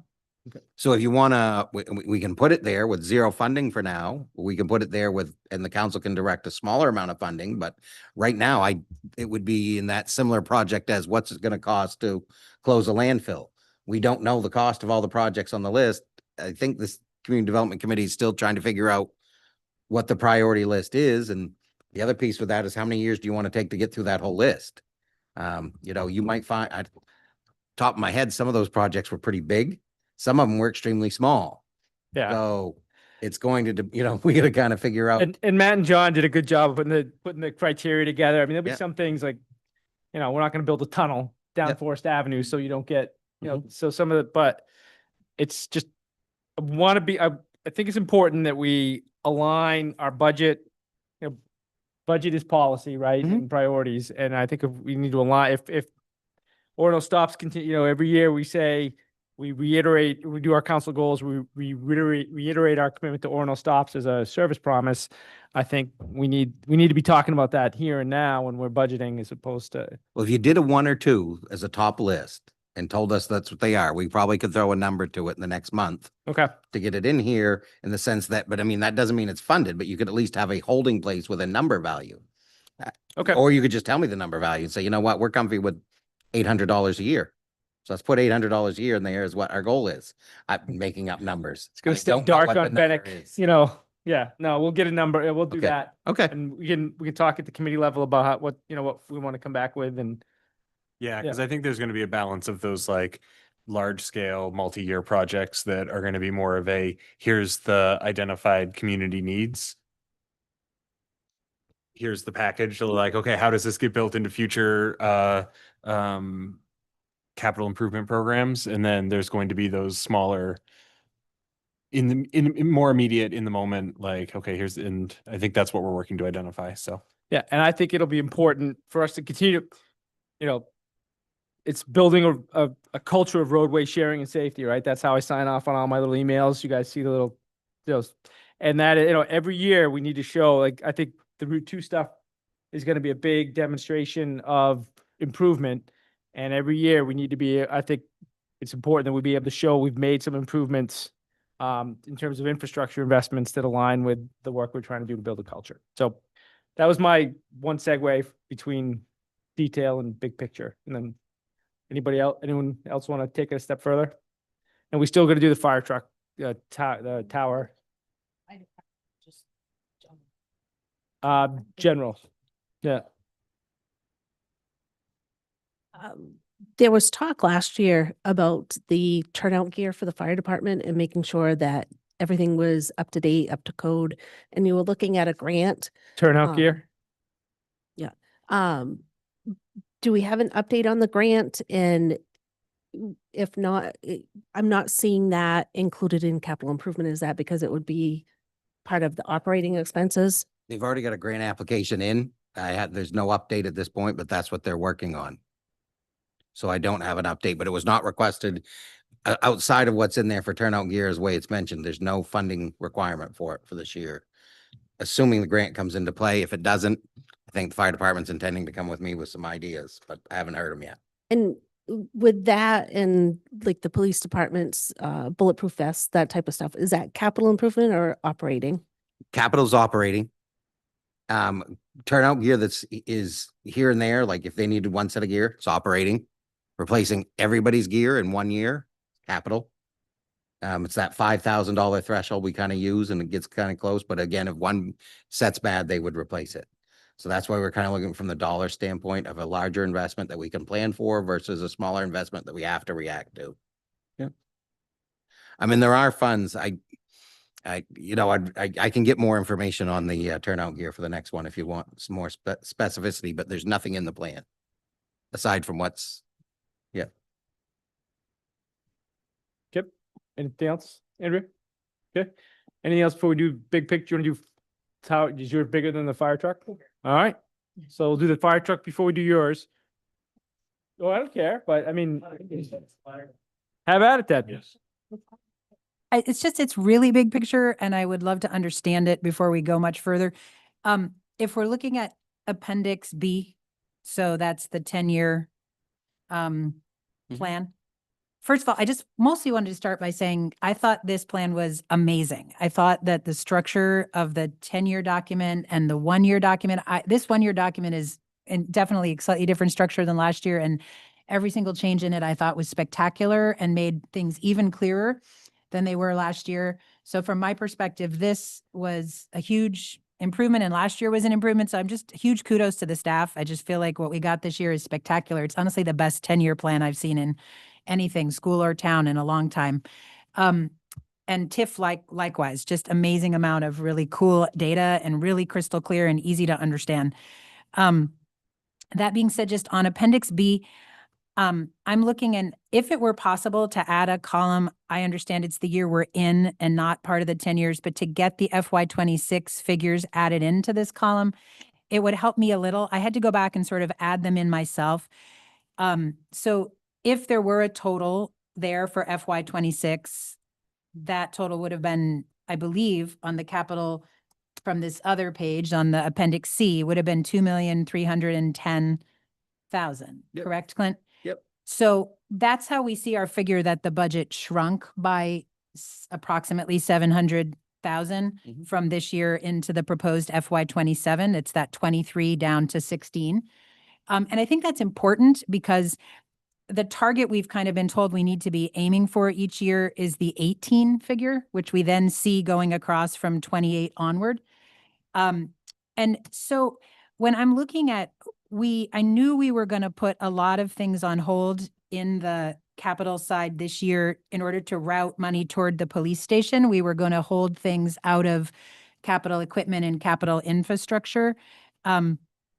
But it looks to me like we actually reduced even more. We're below the 1.8. We're at 1.6. So I'm not sure why and whether that was felt that that extra 200,000 was going to be needed on the operating side or why we're not at 1.8.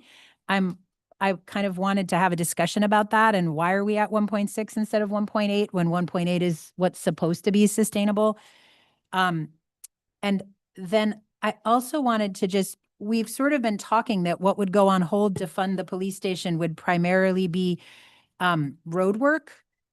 But when I look at Appendix C, there's actually, I mean, the decrease in the road work there is, I mean, we went from 616 down to 282. So that's only 353 decrease. Most of the decrease is on capital equipment where we went down 1 million. So it's confusing to me since we've mostly talked about the road work going on hold, and Appendix C to me looks like what's gone on hold is primarily equipment. So those are my two big picture. Could we talk why we're at 1.6 instead of 1.8 on Appendix B? And could we talk about why it looks like what we've mostly put on hold is equipment as opposed to road work? I thought you were gonna, move us to an income tax as opposed to a property tax or something sorry, big. Yeah, all right. I'm trying to Yep. understand those don't match what I thought we were aiming for Yep. coming in. We can give you the funding sources. Part of the 2,310,000 last year, there was only 1.497 million of property tax dollars. So we were trying to come in close to that. So 1,497 is actually a growth at 1,621 because we don't have the reserves to offset yet. So you need the funding sources is what you pointed out to me, and I'll get you some information on the funding sources. And the 1.8 for next year is showing the picture. And again, that's not even a complete picture. We are underfunding what we need to do to sustain our town. Okay. I said that to you a year ago. I think you heard it from Cornell in his time. I think the staff prior to Cornell told you that. There are more assets to maintain than what we're funding on an annual basis. That's why bonding comes into play. You have to. There's no other way to get to it. And that's where the debt service component comes into it. So yes, we're building towards some better planning. So Clint, just to clarify, what you just said was that in FY26, 1.49 was what was Yeah, funded. for pretty sure tax base. 1497 was the tax And dollar amount. This entire 1.6 is going to be funded from the tax base. There's no other funding. Yeah, I for want to that. go, you need the funding, we need the do, rev, yeah. we need that we Yeah. need that spreadsheet. And I don't want to talk off the top of my head. I don't have that here, so I want to get that to you. Okay, because I'm also concerned, I mean, why I bring it up is because I'm also concerned if we're underfunding. If 1.8 is what we need to do, we need to be accountable as a council. If we're not there, what we're gonna, what the plan is around that. On my other question on Appendix C, can you speak to why it looks like most of the cuts or savings are looking like those are really coming from capital equipment, where it's 1 million lower than last year? Whereas the roads under capital infrastructure are only 353 lower than last year. So you, roads, you're looking at capital equipment is down 353. Where are we going?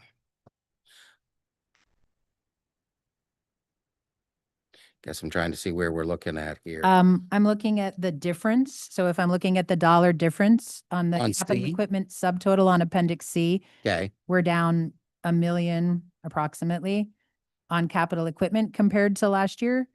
Whereas on capital infrastructure, which is where the roads are, we're only down 353.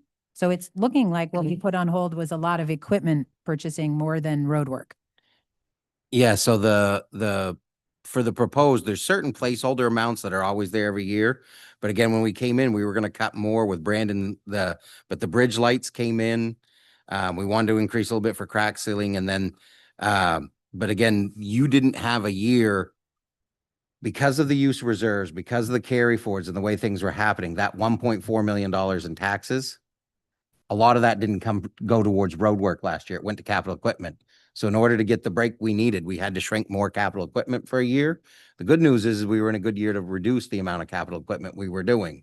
So it ended up being a balancing act to get to the number we wanted, which was the 1.516 million in property taxes. So there just wasn't the 800,000-900,000 of road work, and we're going to have. So it's more of where the money ended up. You have 1.2 million going into a public safety building this year. So next year you have 1.2 million to put back out towards road work, which 900,000 would be going to roads, and then there'd be 300,000 to put back towards infrastructure or equipment. In this budget, you would see the majority of that equipment money probably going to fire, because the fire's got some of our more immediate needs, whether that's short-term or long-term, particularly the ladder truck, which I know we're about to discuss here at some point, so I won't get into that right now. Okay, so you would say that as a manager, though, you're comfortable with this amount of capital equipment expenditure, that you're feeling like the spending was high this past year due to grants and other funds we could use on that, and we're okay? Because this is a big cut to capital equipment, and it wasn't what I was expecting. I was expecting to see a big cut. I thought it was going to be 800, 900,000 on road work from what we talked about previously. And so this is a big amount being cut out of capital equipment. You're feeling we're okay. But you got to look, last year we only had 616,000 in that infrastructure. So there was even a reduction last year because of the Right. needs. So Yeah. that 900,000 typical, Right. we've been playing a lot of catch up on a lot of road work I with the know. changes. So that was artificially lower to begin with. I understand the road side. I'm more needing to understand the capital equipment side. Like, this is not us shortchanging capital equipment that is next year going to hit us with a double what we expect capital equipment bill. I guess I can't say that. Yes, you're shortchanging capital equipment. We prioritize the public safety building for 1 year. Okay. So that's, we are shortchanging because we're not putting enough money in. If we were to do enough, I would have a much larger budget. And that's what we're trying to get to, is what is the number we need on an annual basis? That's where I think the fire department is the best example. When you're seeing a number of 400,000 plus of what they could do if they were planning for all their future needs per year, on what they should have per year. It's not what they're spending, but what they should set aside. We're moving towards having that big number. What should we do every year? It's going to be 1.8 or higher, and we're just not doing it. Yeah. And so I think it's important for us as a council, though, to see that we didn't just freeze road work. We also are Yeah. taking a lot out of our capital equipment budget. Thank you. Yep.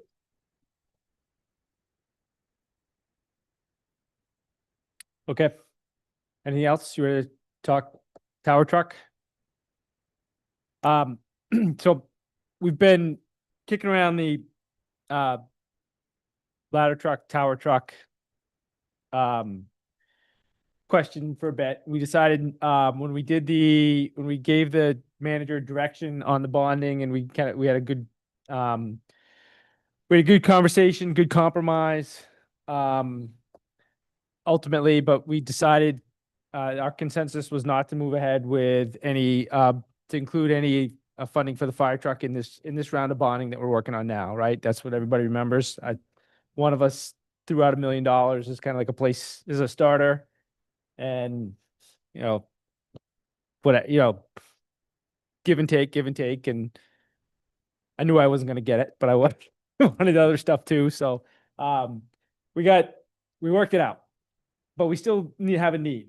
And I appreciate this memo from the fire department. And do we expect to come out of our budget, our capital?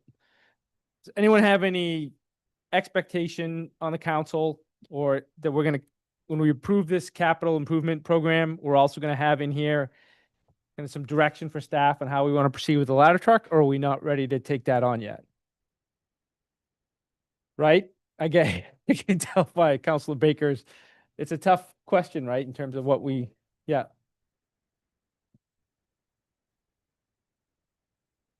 I mean, yes, we have to address it. I was really hopeful that we could work with nearby towns on some type of sharing agreement. It sounds like that's not possible. Yeah. I Eh, mean, eh, 100%, there's no partner. Yeah. There is So nobody. There's no partner with the administrators you expected to. You haven't gotten a resolve from the town of Veazey telling Orono to pound sand. The No, city but of Old Veazey- Town hasn't passed a resolution saying they're not gonna partner with. Nope. So I get it, like those things, we're the we're the one that need it. So they've got I understand. It still doesn't mean I don't think it's ridiculous, but I understand. I just wonder if we're asking the right people. I mean, if we go to the VZ, the council in is it a select board, and it's a council in VZ too, right? They've got a council. Yeah, And so the only thing you haven't done is council to council, Yeah. council to selectmen. You haven't done that conversation. And for a manager to call a council from another community is not, there's no dialogue there. yeah.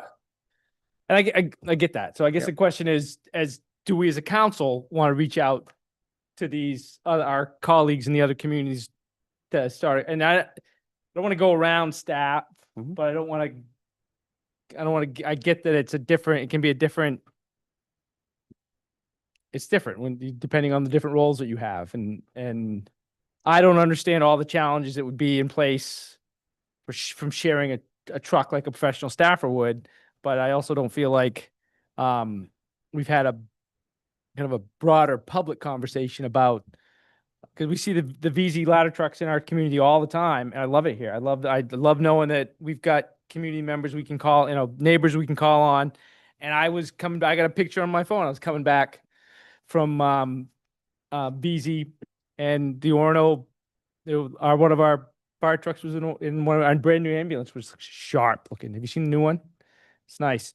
It was in VZ, and there it is, and I was happy it was there. So, I don't know. And I don't know if a month's enough time for us to have that kind of conversation. I don't know what more is to be done with the university. If there's any, I don't know how many times our trucks are at the university.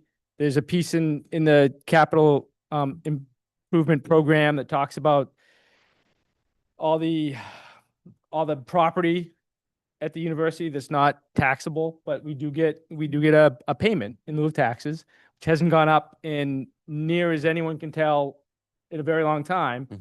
And all the costs of delivering services to the university have certainly gone up.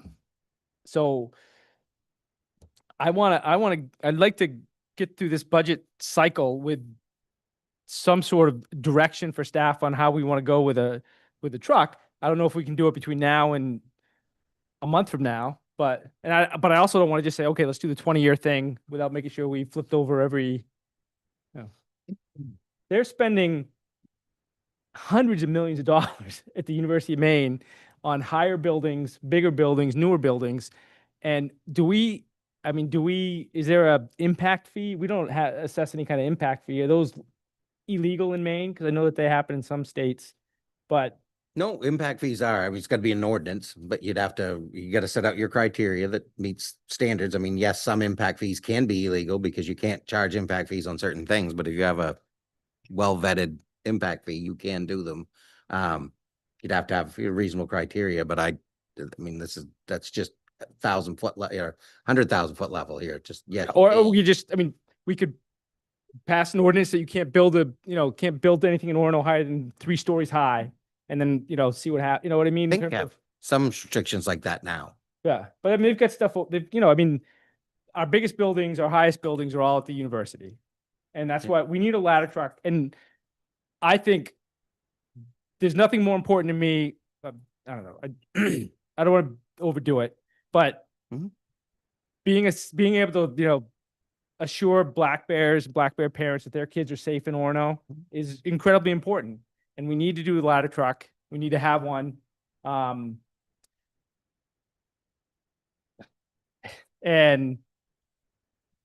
But it's a lot, it's a big burden on just the taxpayers in the town of Orono.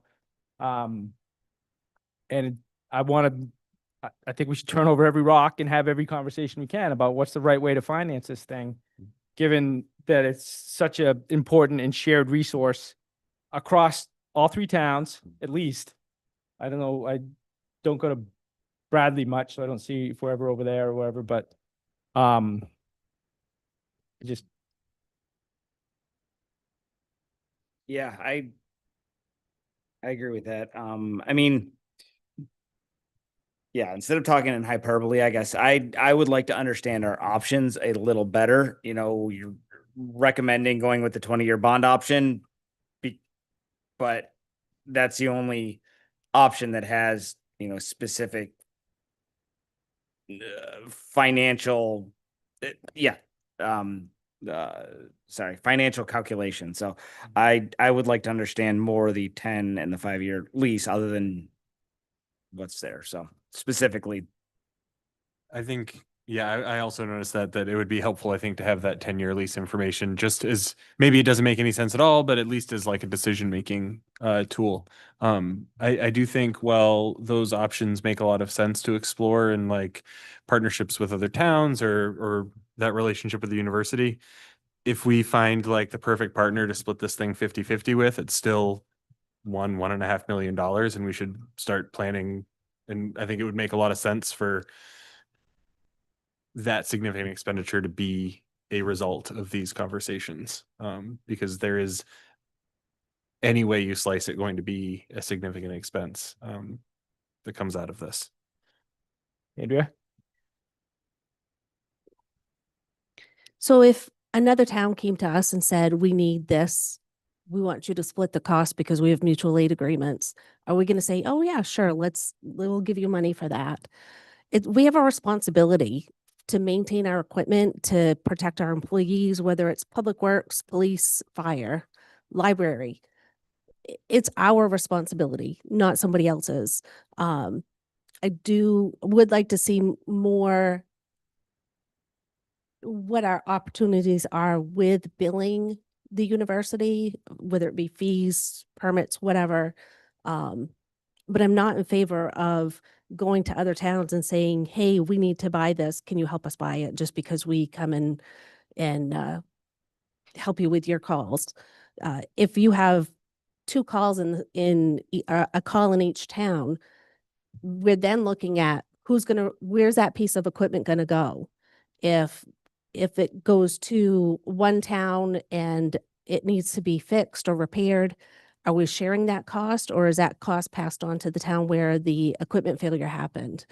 I think we have other things to look at besides going to our neighbors and saying, help us buy this. Sure. Yeah, thanks for everyone. I guess I just want to say that I really don't agree with that last statement. I don't think that's what we're saying. I think we're saying there could be a cost savings to you and a cost savings to us if we find a way to combine. I don't think anybody's asking another town to fund something for us. There might not be, and they may not be interested, but I definitely do not think that that's the ask that's been made. I think is there something mutual beneficial to all of us that could benefit all of us? So I hear that no community at the moment is interested in a joint purchase. I'm a little bit curious to know, have there been discussions about, okay, if we purchase this outright and other people's trucks also have a lifetime when they are due to expire, is there interest when they expire at somehow, partnering at that point with us or not?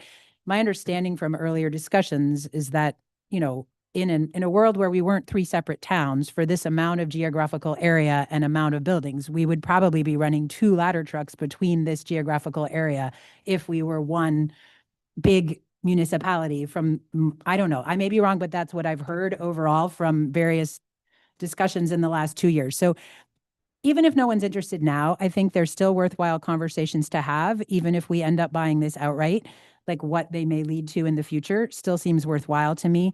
I'm curious about Dan's discussion about whether we do reach out to other councils. I don't know what the protocol is for that and how that happens. So I guess I would like to hear something about that and what that protocol would look like. I also, in your discussion on impact fees, is that an ordinance that we pass as a council to create a new impact fee, or what would that process be? So if someone could speak to those 2 processes, that would be helpful to me. Yeah, and I would say, there are 3 ladder trucks now across our 3 communities, and we have, if this is right, I mean, 11,000 people in Orono, 1,800 people in VZ, and 7,500 in Old Town. The VZ seems light. This is, Google. That's not a lot of people for an awful lot of capital equipment. And yeah, if it's there, I drink, the water that comes out of my tap is the Orono VZ Water District. And I wasn't around when that was formed, but it sure makes sense to me that if there's some way to partner on a utility, it's a utility that, the 2 towns came together to work on. And if we could find a path forward that works for the water that we drink and the water we use to, pump out of our fire trucks, I think I would like to know that we turned over. We need the equipment, and our fire department tells us we need the equipment, then we've got to be serious about how we get it. I'd like to be creative about either funding sources or, and the university is a city with an order of magnitude. They're $300 million budget. And I get it's a different operation than a municipality, but we are, and there's a tremendous amount of benefit for being the host and the home of the University of Maine. But these are kinds of conversations I want to have before I want to vote for a 20-year bond on a fire truck. I want to know we had them. And if the answer is this is our option, then so be it. And we'll have to be accountable for. I don't want to go back to the tax. Sarah talks a lot about accountability for the council. I don't want to go back to the taxpayers of Orono and say we didn't try to be creative when it came to this type of equipment. So that's where I'm at. Sure, Andrew. Just for history purposes, from living here, I have what I believe is how VZ acquired their ladder truck. Could the fire department or Clint, could you speak to how they did afford that? Was that passed on to taxpayers, or was that due to a mill or a company purchasing that for them? I don't know the exact purchase. I do know they have a TIF district now that puts money aside for a future ladder truck purchase. That was in conversation. I haven't seen the TIF district myself nor inspected the language, but that's my understanding that it sets money into reserve because that TIF for their the large energy facility there. But again, I don't know the exact deal of if it bought the first one. That is a conversation I've heard, but I'm careful with those. There's a small town not far from here that the community said for years what a certain trust did for them. And after years and years of debate, it was found out that actually the information wasn't 100% accurate. So I don't know what bought, but I could find that out for sure, how they bought it the first time, because I don't know that. I just think for history purposes, and as we're trying to decide how to finance our own equipment, and continue to maintain the buildings and equipment that we do have here in town. It's good to have that history. And I think too that, and it doesn't necessarily pertain to purchasing a ladder truck, but I think too, when the two towns, Orono, Old Town, looked at regionalizing and combining into one building, if there's any paperwork or history that can be shared as to the concerns that residents had at the time and the different councils had at the time, Mhm. as far as cost savings, sharing equipment, sharing employee time, that I think that would help too. And just to close the loop, one of the work plan items and council, that came out for this year was that the capital plan would say what the options are on a ladder truck. So that's why it's there. This is not a direction. And again, this is why I let in. The capital improvement program has no funding for that this year. And if you look in the next year, there's conversations about how to fund different things, but there's no ladder truck debt service. There's no ladder truck lease payment. We have not figured that out yet. The memo is what's in here. It's setting the structure of continued conversations. I think the next year, as the work plan says, this is a big topic. We need to get a plan in place that's approved. And I think the questions whether all or some, I don't know if we can get them all answered. Yeah. Because again, some of the answers are depending on another person giving it to us. And if they don't, we won't have it. But it also provides, the memo provides context, Mhm. right? The current truck purchased in 2007 has poor service record, has been out of service for extended periods, rising costs, long delivery times. Now is the time. I'm adding some emphasis here, but this is, this is a public document, Mhm. and we're trying to be, Mhm. we gotta, we have to take it on, and not just kick it to 2 years down the road. And it'll be, if it's a 20-year service model, it'll be at it by the time we get around to doing anything Next year. It's 2026 right now. We'd have to have it. Yeah. So yeah, I want to do something. I just want to make sure, and I don't know if it's have a direction sometime this year. It's about what we're going to do. And if if buying it straight up is what we have to do, then that's a decision we'll have to make. It'll be a lot of money. But Sarah? Yeah, I just wanted to follow up, just the process questions I asked, Clint, is that something that you can answer now, or is that something you'll get back to us about what the process would look like for council to council discussions, and what the process would look like for any sort of impact fee? Is that an ordinance we write? Is there anything about that you could tell us now on those questions? Well, the impact fee, that's something that staff would research, but it'd be in your land use because it would have to be based around construction permits. That's the only way to do those. You couldn't do them any other way. So, and that's something we can give a summary on pretty easily. As far as a council to council conversation, that would probably be either a counselor or chair leading with a document or directing the manager to come up with a letter for us to review and consider it during an agenda item to the neighboring councils that you would put in the traditional mail is what I would recommend. Know a couple members of the Old Town Council. Do we have to make this more formal than what it's worth? Can I just call them and say, hey, what do you guys think of this? Do you have any interest in this? I think it might be nicer if it came from the council chair to the council chair myself, but that's me. Yeah, let's talk about and think about, maybe when we come back next week, we'll come back with the managers, but think about who you know, and when they meet, and VZ, if we get out of here at 6:30 next week, which we won't, because we do like my jokes. But if they meet at 6:30, and I don't want to just pop in on their public comment and, hey, it's Dan from Orono. I just want to, but I do think we ought to, let's talk about it next week and have a plan for, what that would look like. And then maybe we'll advance some thoughts on, I don't know, the impact fee piece, or just those conversations. Like, we're going to build a budget with the same, payment in lieu of taxes fee in it. I assume that we always get the $656. Is your budget going to have that same, it'll have that same figure in it, right? Because there hasn't been any movement on that changing. They're having some challenges there with their budget. Oh, too, you because mean the university's payment in lieu of tax. yeah, and again, there's going to be more information in the budget, but no, there are no expectations that's changing. Yeah. I have one more detailed question on the memo about the ladder truck when we're done Sure. with the bigger picture. just on page 35, where we start to talk about different purchase options. And they all have quite a long delivery time. I know we've heard about this a lot. It's quite something buying one of these clearly, and anywhere from 12 months to 42 months after you order when you actually get them. At what point is the price locked in?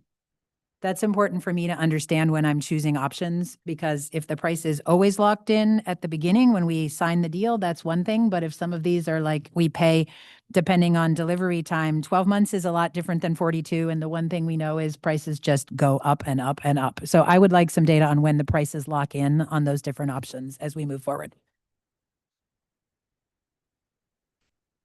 Can do. All right, so just to wrap this up, when we come back next week, we'll have we'll have some thoughts for council to just discuss about, and maybe that'll be the council chair report about reaching out to VZ and Old Town. And then that'll be the next step on that piece. And then we can confer with staff about their thoughts on other revenue opportunities related to financing a ladder truck that serves, our community and the university, which is very much a part of our community. Okay. All right. Anything else? Any other big picture, small picture? Appreciate all the work that went into this. Now the agenda says adjourn and then community-based discussion on budget. Yep. So it's a workshop, so we don't have to, we can just adjourn this thing, right? Yep. Um, 6:55. Yep. So we'll adjourn and open the community discussion on the budget for anyone who I wants got a to- suggestion. Anybody- Because with the time, we're 2 hours in. Yeah. For those at home, there's not a large crowd here. And I put out a pretty good memo to the council on the topics, the subject area, and how to do a conversation. I'd like to do more of these. That was one of the things that was going to be shared. We're going to have this done throughout. Near the end of the budget, I'll be at a potluck again, and we can have some of these broader conversations. What do you think about a survey going out along the lines of these, using this as the premise of a survey to ask a few questions and leave it open-ended to see if community members want to provide feedback on budget and what they're thinking? Just see what we get for data points. Huh? Cody? Yeah, we got that capacity. I got a head nod. I think we can do this. I mean, I would want to I want the council to approve a survey before it goes out. So I would template it, bring it back to you and say, does this look good? Because surveys can be, you got to be careful how you word a survey. So we want to make sure we ask questions that we're all comfortable with in a way that we're comfortable with. You already gave us 13 questions, right? On the Yep. page you gave us. Does anyone have an objection to these 13 questions? Because I don't. I mean, so I personally, if you're going to reword them, I guess that's one thing. But if you just wanted to send out these 13 questions, they looked great to me. Can do. Okay. Yep. So you don't need any more feedback from us other than that? Nope, then we'll put that survey out and we'll give some time for people to respond. Yeah. Heard worse ideas. Yeah. I think we could sell trips up the fire truck to drop your, egg off like we all did in the fifth grade, right? Yeah. Okay. There's no one online, right, Cody? Yeah, so I think you're good. With a hand raise. Yep. Okay.